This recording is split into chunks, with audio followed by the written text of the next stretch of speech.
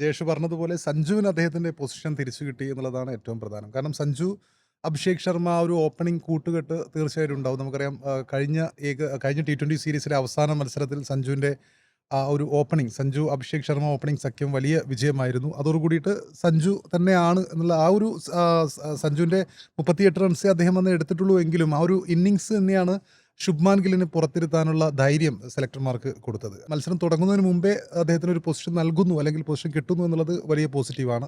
ഇഷാൻ കിഷനെ സംബന്ധിച്ചിടത്തോളം ഒരു വലിയ തിരിച്ചുവരവാണ്. കാരണം കരാർ വിവാദത്തെ തുടർന്ന് അദ്ദേഹം ടീമിൽ നിന്ന് പുറത്തായിരുന്നു. അദ്ദേഹത്തെ ടീമിലേക്ക് ഇനി എടുക്കണോ എടുക്കണ്ടയോ എന്നുള്ള കൺഫ്യൂഷനൊക്കെ ഉണ്ടായിരുന്നു. മറ്റു പല കീപ്പർമാരും പരാജയപ്പെട്ട സമയത്ത് പോലും അദ്ദേഹത്തെ ടീമിലേക്ക് വിളിച്ചെടുത്തിരുന്നില്ല. അപ്പോൾ ഇഷാനെ സംബന്ധിച്ചിടത്തോളം ഒരു ഗ്രാൻഡ് തിരിച്ചുവരവായിരിക്കും ഈ T20 പരമ്പര എന്ന് തോന്നുന്നു. പിന്നെയുള്ളത് സൂര്യകുമാർ യാദവാണ്. സൂര്യകുമാർ യാദവിൻ്റെ ഫോം ഒരു കൺസേൺ ആണ്. തീർച്ചയായിട്ടും അദ്ദേഹത്തിൻ്റെ അദ്ദേഹം പറഞ്ഞതുപോലും ഔട്ട് ഓഫ് ഫോം അല്ല, ഔട്ട് ഓഫ് റൺസ് എന്നുള്ളതാണ്. അദ്ദേഹം അതിനെ ന്യായീകരിക്കാൻ വേണ്ടി ശ്രമിച്ചതാണെങ്കിലും ഏറ്റവും പ്രധാനം അദ്ദേഹത്തിൻ്റെ കഴിഞ്ഞ 19 മത്സരങ്ങളിലെ ഫോം എടുത്ത് നോക്കുകയാണെങ്കിലും അതിൽ 18 തവണയും അദ്ദേഹം പുറത്തായിരിക്കുന്നത് പേസ് ബോളർമാരുടെ പന്തുകളിലാണ്. ഈ 18 തവണ പുറത്തായപ്പോൾ പോലും ഇതിൽ 13 തവണയും അദ്ദേഹം പുറത്തായിട്ടുള്ളത് ഫസ്റ്റ് 10 പന്തുകൾക്കുള്ളിലാണ്. അതായത് അദ്ദേഹം ആദ്യ 10 പന്തുകൾക്കുള്ളിൽ തന്നെ പുറത്താവുന്നു എന്നുള്ളതാണ് ഏറ്റവും പ്രധാനപ്പെട്ട കാര്യം. അപ്പോൾ ആദ്യ 10 പന്തുകൾ എന്നുള്ള കടക്കുകയാണെങ്കിൽ തീർച്ചയായിട്ടും സൂര്യകുമാർ യാദവിനെ പിന്നെ പിടിച്ചാൽ കിട്ടില്ല എന്നുള്ള അത് നമ്മൾ കണ്ടിട്ടുണ്ട്. IPL അടക്കം അദ്ദേഹം കളിച്ചിട്ടുണ്ട്. IPL-ലും പക്ഷേ അന്താരാഷ്ട്ര തലത്തിൽ അദ്ദേഹം ഫോം ഔട്ട് ആയിരുന്നെങ്കിലും കഴിഞ്ഞ IPL അദ്ദേഹം നന്നായിട്ട് ബാറ്റ് ചെയ്തിട്ടുണ്ട്. അദ്ദേഹം ഈ 10 പന്ത് എന്നുള്ള കടന്നിട്ടുണ്ട്. അപ്പോൾ സൂര്യകുമാർ യാദവ് ഈ ആദ്യ 10 പന്തുകൾ എങ്ങനെ നേരിടുന്നു എന്നതിനെ ആശ്രയിച്ചായിരിക്കും അദ്ദേഹത്തിൻ്റെ ഫോം. പ്രധാനപ്പെട്ട പേസ് ബോളർമാരെ എങ്ങനെ നേരിടുന്നു എന്നുള്ളതാണ് ഏറ്റവും പ്രധാനപ്പെട്ട കാര്യം. ഇപ്പോൾ ന്യൂസിലാൻഡിനെ സംബന്ധിച്ചിടത്തോളം അവർക്കൊരു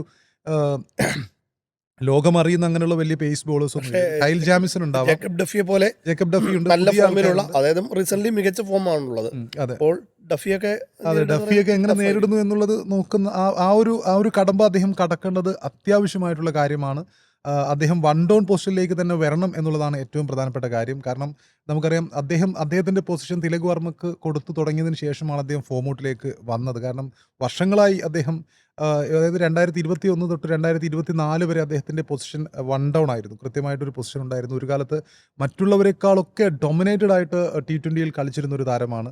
അദ്ദേഹത്തിൻ്റെ ഏത് മത്സരങ്ങളിലും അദ്ദേഹത്തിൻ്റെ ഒരു 50 നമ്മൾ കാണുന്നു എന്ന തരത്തിൽ കളിച്ചിരുന്ന താരമാണ്. പക്ഷേ അദ്ദേഹം ആ ഒരു പൊസിഷൻ തിലക് വർമ്മയുടെ ഉദയത്തോടു കൂടി അദ്ദേഹത്തിൻ്റെ പൊസിഷൻ മാറിയതോടു കൂടിയാണ് അദ്ദേഹത്തിന് ഇങ്ങനൊരു അപജയം ഉണ്ടായിട്ടുള്ളത്. ഈ ഒരു സിറ്റുവേഷനിൽ തിലക് വർമ്മ ഇല്ലാത്ത ഈ ഒരു ടൂർണമെൻറ്റിൽ തീർച്ചയായിട്ടും അദ്ദേഹത്തിൻ്റെ പഴയ പൊസിഷനിലേക്ക് തിരിച്ചു വരികയാണെങ്കിൽ ആ ഒരു ഫോമിലേക്ക് തിരിച്ചെത്താനുള്ള ഒരു നല്ല ചാൻസാണുള്ളത്.